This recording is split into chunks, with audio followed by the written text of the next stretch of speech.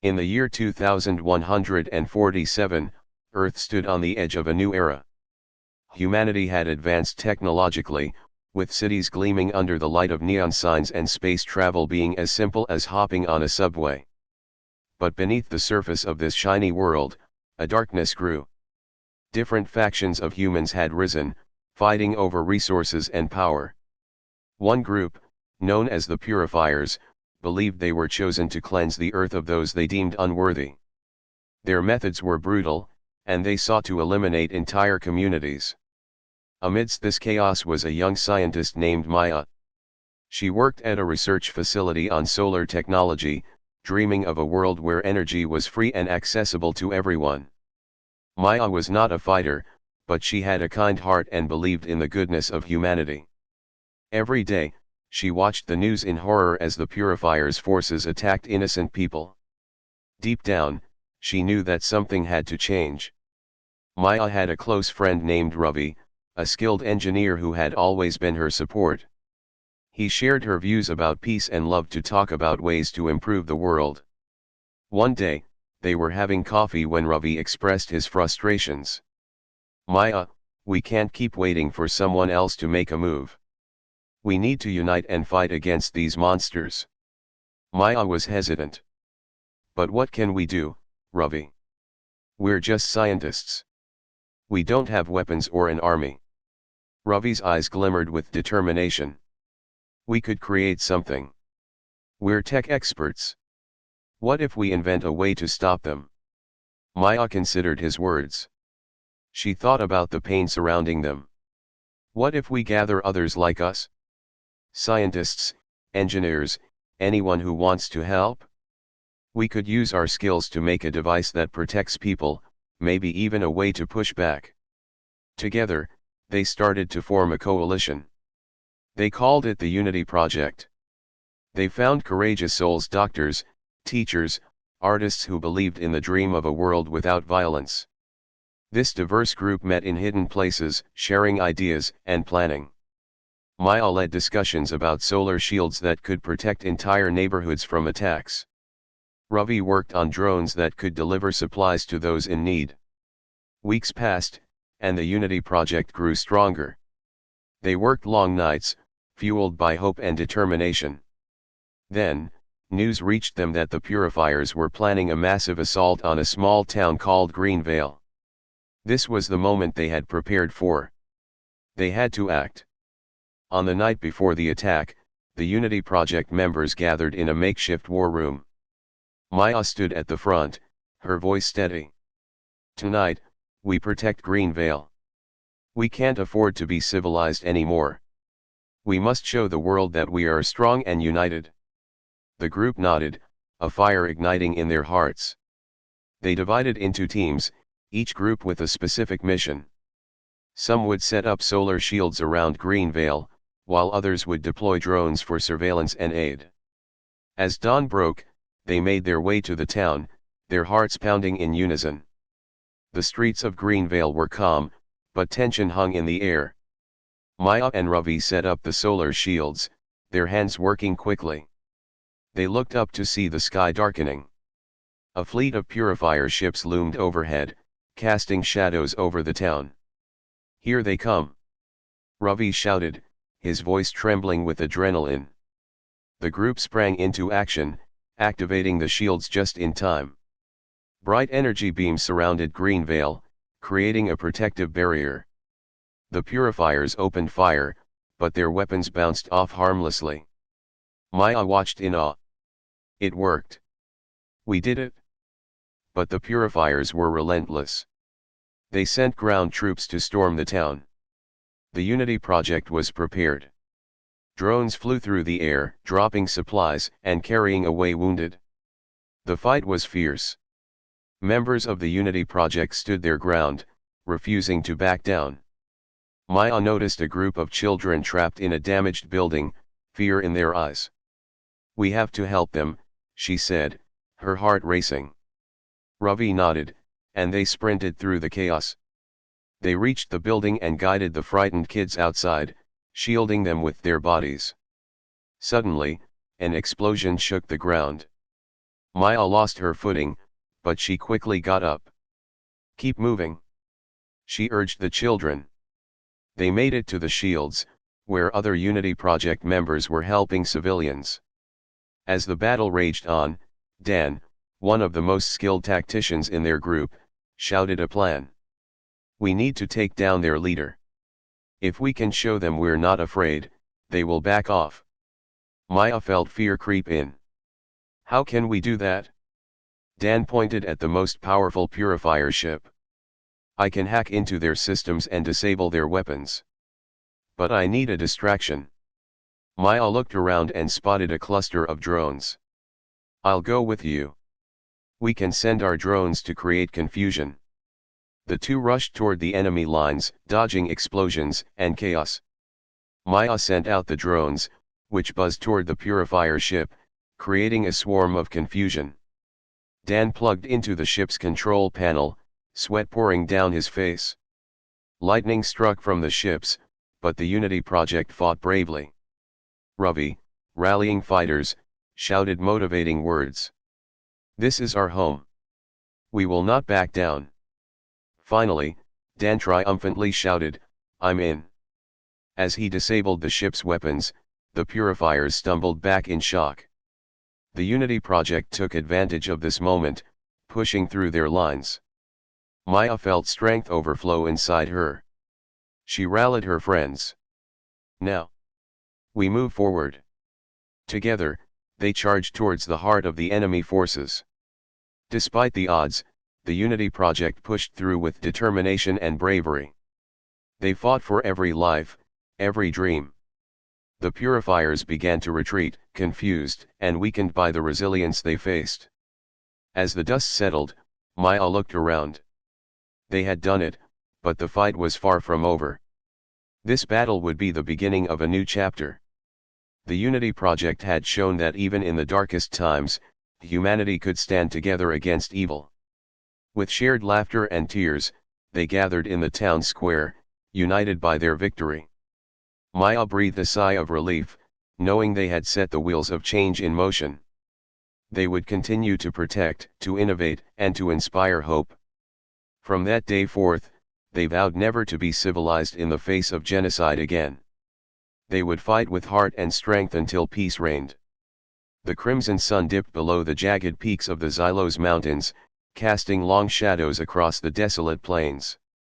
General Eris Thorn, his face etched with the weariness of 1,000 battles, watched the flickering hollow screen. It showed the aftermath, the charred remains of the Kedar city of Xylos Prime, a testament to the brutal genocide perpetrated by the Kryll. The Kedar, a peaceful, technologically advanced species, had been systematically eradicated. Eris sighed, the weight of the galaxy pressing down on his broad shoulders. He was the leader of Earth's newly formed Galactic Defense Force, a coalition born from the ashes of the Kryll's atrocity. For centuries, Earth had remained isolated, cautiously observing the galactic community from afar. The Kryll's actions had shattered that isolation. The message was clear: civilized behavior wasn't a guarantee of safety. Beside him stood Captain Eva Rostova, her steely gaze fixed on the screen. Eva, a veteran pilot with nerves of steel and a sharp intellect, had been instrumental in assembling the GDF's fleet. She was a woman of action, impatient with endless discussions and diplomacy. "They'll pay," she muttered, her voice low and grim. Eris nodded. He knew the sentiment was shared by billions across Earth. The Kryll's genocide had not just been a massacre, it had been a violation of everything humanity stood for. It had struck at the very heart of their newfound hope for a peaceful galactic future. The response wouldn't be one of measured retaliation, it would be overwhelming. The hollow screen shifted, displaying the assembled GDF Council. Representatives from every continent, every nation, were present, a testament to the unprecedented unity forged in the face of unimaginable horror. President Anya Sharma, her voice calm but resolute, addressed the assembled leaders. "The Kryll have crossed a line," she stated, her words echoing across the vast chamber. Their actions have shown us that the galactic stage is not a playground for the naive. We have chosen to engage, to stand against the darkness. We will not be passive observers. Now, we stop being civilized. The words resonated deeply with Eris. He had spent years advocating for peaceful relations with other species, believing in the potential for cooperation and understanding. But the KRYLL had proven that such optimism, in the face of such malevolence, was naive. The galaxy was a dangerous place, and survival demanded a response that transcended the conventions of polite intergalactic relations. The strategy was daring, audacious even. Instead of a limited strike, the GDF planned a full-scale offensive, a war against the KRYLL unlike anything the galaxy had ever seen. Earth, despite its relatively late entry into galactic affairs, possessed a unique advantage, technological innovation born from generations of scientific pursuit. They had developed technologies that surpassed anything the KRYLL, or any other known species, possessed. The first wave of the attack was a silent, swift barrage. Earth's advanced cloaking technology allowed its fleet to infiltrate KRYLL space undetected. Thousands of self-replicating drones, each armed with devastating energy weapons, swarmed KRYLL installations, crippling their defenses before the main fleet even arrived. The second wave was a symphony of destruction. Earth's warships, sleek and powerful, unleashed a devastating volley of plasma torpedoes and kinetic energy strikes. The KRYLL, caught completely off guard, were unable to mount an effective defense. Their once proud fleet was quickly overwhelmed. The battle raged for weeks, a whirlwind of laser fire and exploding starships. Eva, leading the vanguard of the Earth fleet, displayed exceptional skill and bravery, outmaneuvering KRYLL fighters with effortless grace. Her squadron became a legend, spoken of in hushed whispers on distant planets. Back on Earth, President Sharma worked tirelessly, rallying support from other galactic species who had suffered under the KRYLL's tyrannical rule. The initial shock of Earth's unprecedented response had given way to cautious optimism. Many species, previously cowed by the KRYLL, saw in Earth's actions a beacon of hope, a chance to finally break free from the oppressive grip of their enemy. As the KRYLL's forces crumbled, Eris found himself on the bridge of the flagship, the Odyssey. He watched as the final KRYLL stronghold, a massive fortress planet, was reduced to rubble. The sight was chilling, a stark reminder of the violence that had been unleashed. Yet, there was a sense of grim satisfaction. Justice had been served. The war's end did not mark a return to naive peacefulness. Earth had learned a harsh lesson.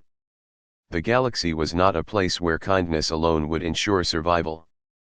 But it was also a place where justice could prevail, where a determined spirit, fueled by the righteous anger of a wronged people, could overcome seemingly insurmountable odds.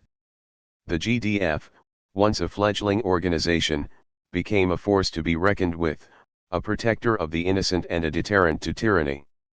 Earth, once a distant observer, had become a leading player in galactic affairs. The era of peaceful observation was over. The age of Earth's assertive response had begun. The universe would never forget the day humanity stopped being civilized.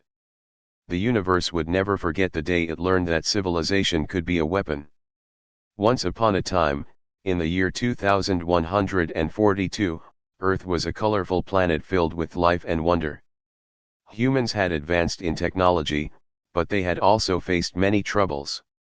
As the year rolled on, news spread of a dreadful event happening in a faraway galaxy. A cruel alien race called the Zarnox had begun wiping out entire populations on a peaceful planet called Althera. For years, Althera had been known as a beacon of harmony and hope. But now, it trembled under the ruthless attacks of the Zarnox. On Earth, news of the genocide reached the ears of a young scientist named Mia. Mia was brilliant and cared deeply about all forms of life. She worked at the Earth Space Command, a place where the brightest minds focused on exploring the stars. However, She never thought they would need to explore the stars to save another race. As images of the suffering Altherans filled the screens on Earth, Mia felt a burning need to act. "Isn't anyone going to stop this?" Mia asked her colleagues during an emergency meeting. The room was filled with skepticism. Many felt it was not Earth's place to interfere. "We must focus on our own survival," said Director Khan, a stern man who had seen countless battles in the past. "We can't risk our own people." But Mia's heart ached with the thought of the innocent lives lost. "How can we claim to be civilized if we turn a blind eye to this suffering?" she replied earnestly. The meeting ended with no decision made, but Mia could not shake the feeling that she needed to do something. As she sat alone in her lab, she began to work on a device that could communicate with the Altherans. She wanted to understand their plight and find a way to help. Weeks passed, and each day brought more despair from Althera. Mia kept her project secret while gathering information about the Zarnox and their strengths. She knew she needed allies to stand up against the giant forces of the enemy. One night, while she was working late, she got an unexpected visitor. It was Alex, a fellow scientist and fighter pilot, who had heard of her determination. "I can't just watch this happen." "I'm with you," he said, his expression serious. Together, they pored over data. They found out that the Zarnox had a weakness, a special mineral found on Althera that could amplify energy weapons. If they could harness this power, they might have a chance to fight back. Mia and Alex proposed a bold plan to the command, to send a small team to Althera to help the survivors and gather the mineral.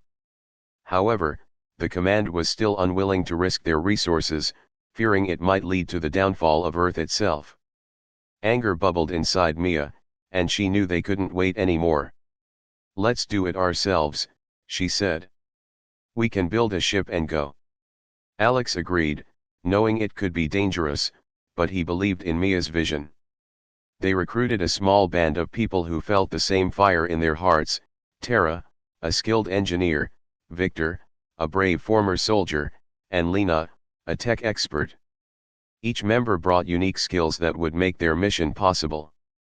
Under the cover of night, they built a small ship, the Unity. It was designed for one purpose: to fly to Althera and help the people there. Mia programmed the ship with navigation tools, while Tara worked on weapons. Victor trained everyone in combat, and Lena maintained communication with Earth. After weeks of preparation, the Unity was ready. They launched into the stars, hearts full of hope and fear. The journey was long, but they were driven by a common goal: they wanted to end the genocide and unite humans with other beings across the universe. When they arrived at Althera, they were met with chaos.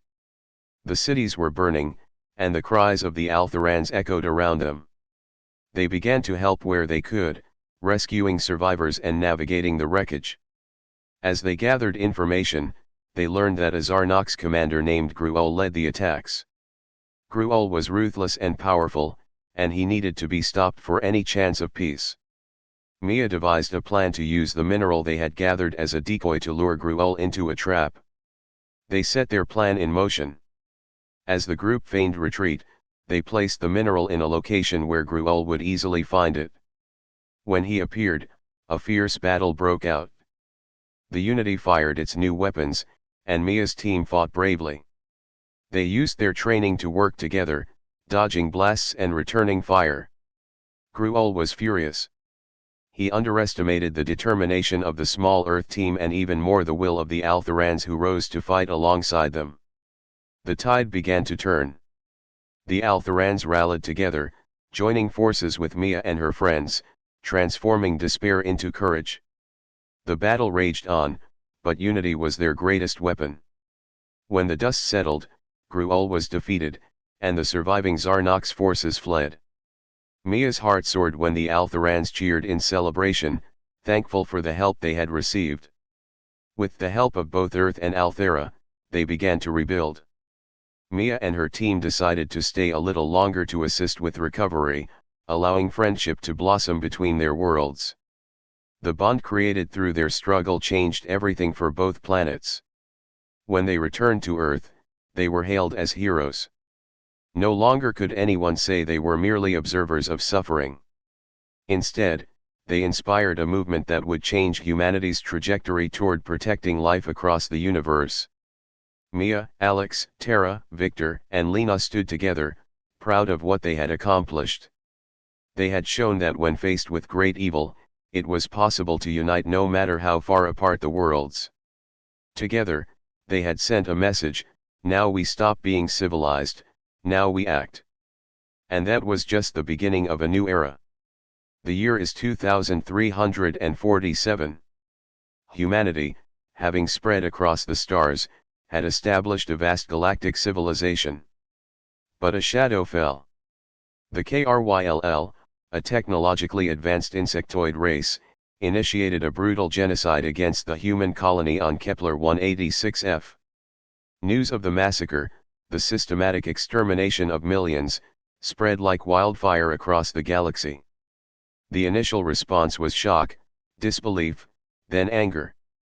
On Earth, President Anya Sharma, a woman known for her calm demeanor and sharp intellect, addressed the Galactic Council. Her voice, amplified across the star systems, carried the weight of a planet's grief and fury. "They have taken something precious," she said, her eyes blazing with righteous indignation. "Something we thought could never be taken. They have shown us the abyss of their cruelty. Now, we stop being civilized." The response wasn't immediate. The Council, a body of diverse species, was slow to act. Some argued for diplomacy, for negotiation. Others, like the fierce, reptilian Zillionians, called for immediate retaliation. But Earth was different. Earth, the cradle of humanity, the planet that birthed the civilization, was seething. Dr. Jian Li, a renowned astrophysicist, was among those seething. His family was on Kepler 186f. He was a man of science, not war, but the images flooding the communication networks, charred landscapes, fragmented bodies, the chilling efficiency of the KRYLL extermination, broke him. His quiet laboratory was transformed into a war room, filled with scientists and engineers, working tirelessly on a weapon that would match the KRYLL's savagery, while also protecting humanity. Meanwhile, Admiral Reyes, a veteran of countless space battles, prepared the Earth fleet. He wasn't a man of diplomacy, nor was he interested in flowery speeches. He was a soldier, and he was ready for war. His fleet, a mixture of heavily armed cruisers, agile frigates, and devastating dreadnoughts, was assembled near Earth. Every ship pulsed with a fierce determination, a collective vow to avenge the fallen. A young, idealistic engineer named Illyra Vance worked alongside Dr. Li. She was the daughter of a Kepler 186f colonist, lost in the massacre. Her grief fueled her drive to create something powerful, something that could prevent future atrocities. This made her relentless in her efforts, pushing the team beyond their limits. The weapon they developed was unlike anything the galaxy had ever seen. It was called the Solar Flare Projector, a device capable of harnessing the power of a star to create a concentrated beam of superheated plasma. It was a weapon of unimaginable power, capable of wiping out entire planets, but Dr. Li and his team designed fail-safes and protocols, ensuring it could only be used strategically. The KRYLL, oblivious to the Earth's response, continued their campaign of conquest, targeting other human colonies. They underestimated the Earth. They underestimated the collective rage of a grieving planet. The Galactic Council, finally realizing the gravity of the situation and seeing the strength of the Earth's resolve, reluctantly gave Earth the go-ahead to deploy the Solar Flare Projector. The Zillionians, always ready for a fight, enthusiastically supported Earth's action. The other species, though hesitant, acknowledged the need for decisive action. The KRYLL's genocide had been a catalyst, revealing the deep-seated fragility of interstellar peace. The attack began. Admiral Reyes' fleet acted as a shield, distracting the KRYLL forces while the solar flare projector was activated. The beam of superheated plasma sliced through space, targeting a KRYLL capital ship.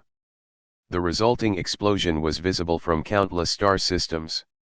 It was a horrifying, awe-inspiring spectacle, a terrifying demonstration of Earth's newfound resolve. One by one, KRYLL fleets were annihilated. Their advanced technology could not withstand the sheer power of the solar flare projector. The KRYLL, initially confident in their superiority, were routed, their campaign of genocide abruptly halted. The war was long and brutal, but Earth, backed by a newfound alliance of species who had witnessed the KRYLL's atrocities, prevailed. The KRYLL were defeated, their empire shattered. The Kepler 186f colony would never be the same, but a sense of justice was achieved. Dr. Lee, watching the last KRYLL ship explode, felt a bittersweet sense of closure. Illyra, although still grieving her family, found solace in the knowledge that she had contributed to a force that protected humanity. Admiral Reyes, a man of few words, simply nodded, a subtle acknowledgement of a victory hard-earned. President Sharma addressed the galaxy once more. "We have shown the universe," she declared, "that the cost of genocide is annihilation. We have shown them that when humanity is pushed too far, we respond with a power that eclipses the darkness." The galaxy listened, understanding that Earth, once a beacon of peaceful cooperation, had revealed a strength that would ensure the survival of all those who valued peace and justice in the universe. The old days of simple diplomacy were over. A new era had begun. An era where the power of Earth was undeniable. In the year 2147, Earth was a place of great advancement and terrible darkness. Humanity had achieved remarkable things, from flying cars to cities in the clouds. However, with progress came its shadow, war and suffering. As humanity expanded into the stars, they left behind a troubled planet. Nations struggled for power, leading to a conflict known as the Blood Year. During this time, a group dedicated to peace and justice was formed. They called themselves the Guardians of Earth. Their leader, a strong and wise woman named Commander Illyra, stood as a beacon of hope. She knew that to protect the innocent, sometimes you had to challenge tradition. But when a foreign species known as the Gortax invaded, despair swept over the planet. The Gortax were ruthless. They wanted to cleanse Earth of its inhabitants, believing themselves to be superior. The invasion began with a sudden, unexpected blitz. Cities fell within hours, and millions were left in shock. News spread about the Gortax's intentions, and fear gripped the hearts of people everywhere. The Guardians of Earth quickly rallied, but they were outnumbered and outgunned. Illyra gathered her team, a diverse group from all walks of life. There was Marcus, a brilliant scientist who specialized in energy weapons. Lila, a former soldier skilled in strategy. Ryan, a peaceful alien ambassador who understood the Gortax better than anyone else. And Jenna, a young hacker, adept at breaking through digital barriers. They met in a hidden bunker beneath the ruined city of New York. "We cannot let them win," Illyra said, her voice firm. "If we do, it'll be the end of Earth's existence as we know it." The team listened as she laid out her plan. "We need to disrupt their communications and gather information on their weaknesses. We have to show them that Earth will not fall without a fight." With determination in their hearts, the Guardians set to work. They worked tirelessly, risking their lives in every mission. On one night, with the Gortax celebrating their initial victory, Jenna hacked into their mainframe. "I'm in!" she exclaimed, her eyes wide with excitement. "I can access their strategy plans." "Perfect," said Marcus. "We can turn their own tactics against them." As they gathered data, they found something shocking. The Gortax had a hidden base deep in the forests of North America, where they were planning to launch an even bigger attack. This information was crucial. Illyra knew they had to act quickly. The team moved to the base, but not without obstacles. They faced several Gortax patrols, and intense firefights broke out. Lila led the charge, using her training to guide her teammates through the chaos. With each skirmish, they grew more coherent as a unit. Ryan used his understanding of Gortax language to create confusion among the enemy forces. Days turned into weeks, and the team learned to embrace their differences. In their darkest moments, they found strength in one another. They laughed and shared stories around a small fire as they planned their next move, holding on to hope, the one thing the Gortax could not take from them. Finally, after weeks of struggle, the team prepared to launch an attack on the hidden base. They needed a distraction, so Jenna used her skills to create a false signal, sending Gortax forces in the wrong direction. "This is it!" Illyra shouted. "We attack now!" The Guardians stormed the base, battling fiercely. Each Guardian fought bravely, using all they had learned. Illyra confronted a towering Gortax general. It was a fierce fight, but she was fueled by her desire to protect her home. With a final, determined strike, she defeated him, sending a message through the Gortax ranks that Earth would stand defiant. Meanwhile, Marcus set up a device to disable the Gortax's weapon systems. "Just a little more time," he muttered, sweating as he worked. When he completed the device, the skies filled with a blinding light. The enemy's main artillery fell silent, and Earth's forces seized the moment. The tide turned. The Guardians rallied human troops from everywhere, who had been waiting for hope. A united force was formed. Earth's determination sparked like a wildfire, spreading to every corner of the planet. People who had lost hope began to rise. Farmers, teachers, and even children took up arms to defend their homes. News of the Guardians' success spread. Everyone wanted to take part. They were no longer mere civilians, they transformed into warriors fighting for their existence. As Earth's forces pressed the advantage, the Gortax became desperate. They retreated to their ships, but the Guardians were ready. They launched a counter-offensive in the sky, engaging in aerial dogfights that lit up the night. Ryan coordinated the attack from the command center, guiding their ships to strike accurately without leaving anyone behind. At one last stand, the Gortax commander attempted to communicate with Earth. Relaying a message of surrender, they realized they underestimated humanity's resolve. Ryan, translating the message, understood the Gortax had chosen to leave Earth forever, finally acknowledging the strength that lay within humankind. The victory was not just over the Gortax, it was a triumph for all of Earth, a rebirth of unity. As the dust settled, Illyra looked at her team, now forever bonded by their trials. "We fought not just for ourselves but for every individual who dreams of a peaceful future," she said, her heart full. In the end, Earth stood strong, not just as a planet, but as a home united against oppression.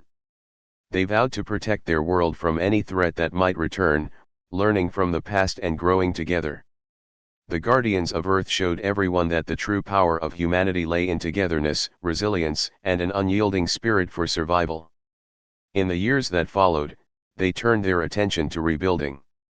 There was still a long way to go, but they had learned that when it comes to fighting for your world, sometimes you must rise from being civilized to being a force of nature.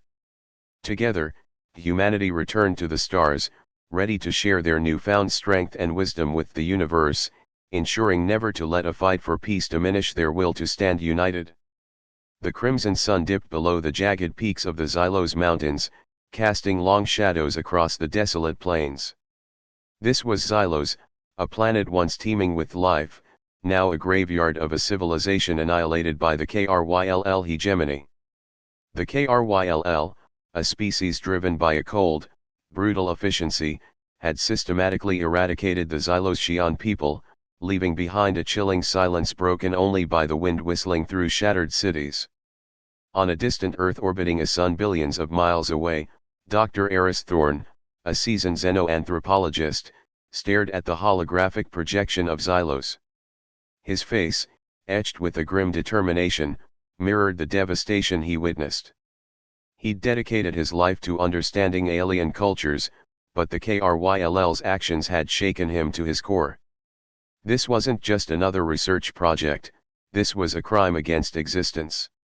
The KRYLL violated every galactic treaty, he muttered, his voice barely above a whisper. Beside him stood Commander Eva Rostova, a veteran of countless interstellar conflicts. Her steely gaze betrayed her simmering anger. They committed genocide. And they'll pay, she declared, her voice resonating with a quiet intensity that sent shivers down the spines of the assembled scientists and military personnel.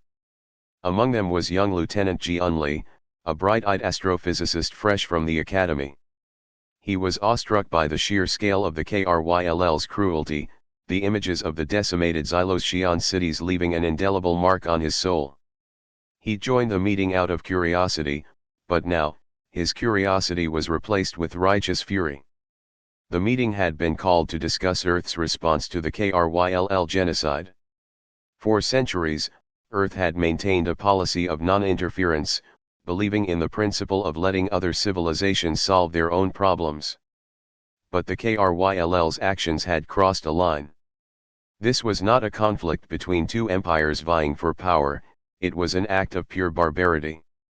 Eris explained the situation, presenting evidence of the KRYLL's systematic extermination of the Xyloshian people. He highlighted their advanced technology, their sophisticated weaponry, and most chillingly, their utter disregard for life. They used biological weapons, he stated, his voice heavy with the weight of the revelation. Weapons designed to eradicate entire populations, leaving no survivors. Eva, a warrior at heart, pounded her fist on the table. This isn't a matter of negotiation. This is a matter of justice. We send a fleet. We make them pay. The room erupted in a cacophony of opinions.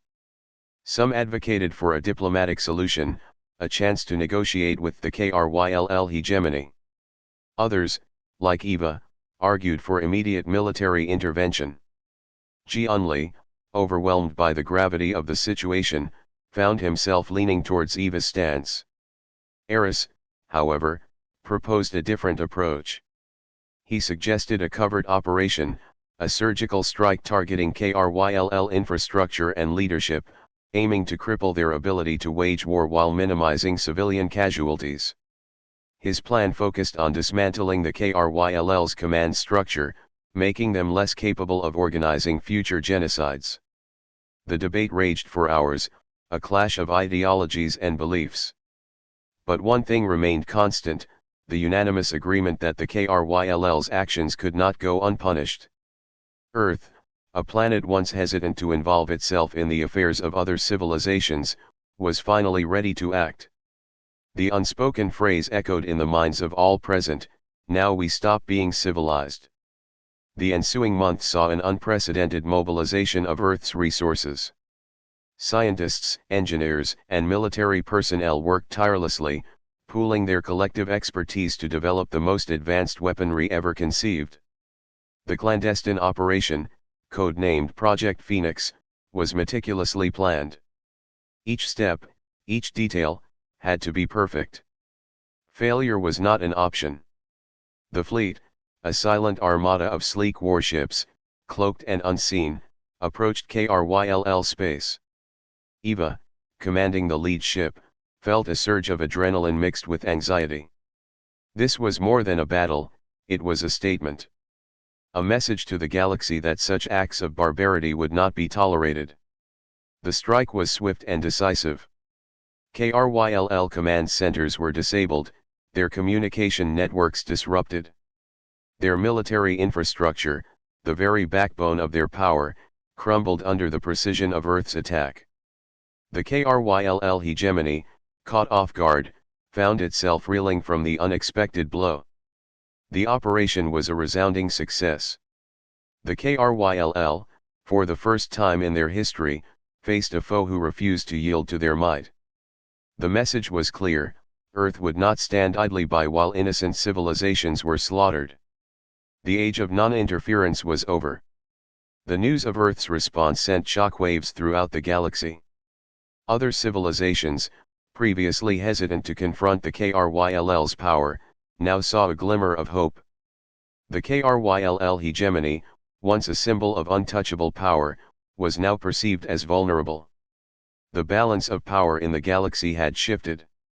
Back on Xylos, the wind continued to whisper through the ruined cities, but now, a faint sense of hope began to stir. The seeds of rebuilding were planted, a promise of a future free from the horrors of the KRYLL. Earth's response, a resounding declaration of justice, echoed across the stars. The age of non-interference was over. The galaxy had a new protector, and the era of Earth's righteous fury had begun. The KRYLL had underestimated Earth, and their genocide would not go unpunished. The legacy of Xylos would become a testament to Earth's unwavering commitment to justice and the protection of innocent lives. The galaxy would never forget the day Earth decided, now we stop being civilized.